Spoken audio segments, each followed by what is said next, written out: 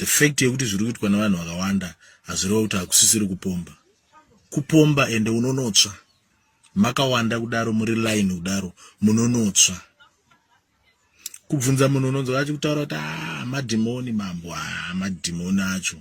ndara dhimoni harinyengere munhu mukadzi haikona kuda kunyepera dhimoni mukadzi unonyenga wega ndiwo unonyengetedza netumari kutoburitsa tumakoini tumasirivha uchida kunyengerera chete kuti uite upombwe pese pauri kunyengerera apa hapana dhimoni riri involved dhimoni rinotozokuhaka kana wanorara nemukadzi asiri wako nhau yekurararara nevakadzi vakasiyana siyana inoita kuti uite rombe spiritually and physically. Kana uchida kugara une relationship yakanaka naMwari nengirozi ita mukadzi wanu.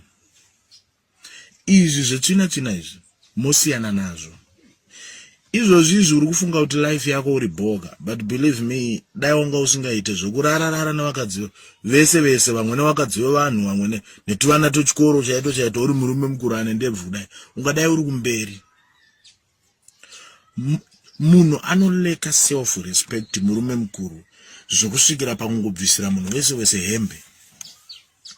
nezidumbu rauna rero wabvisa hembe apo wakashama apo bvisa hembe netuvana twechikoro twese unenge uchingoshamira tuvana twechikoro murume mukuru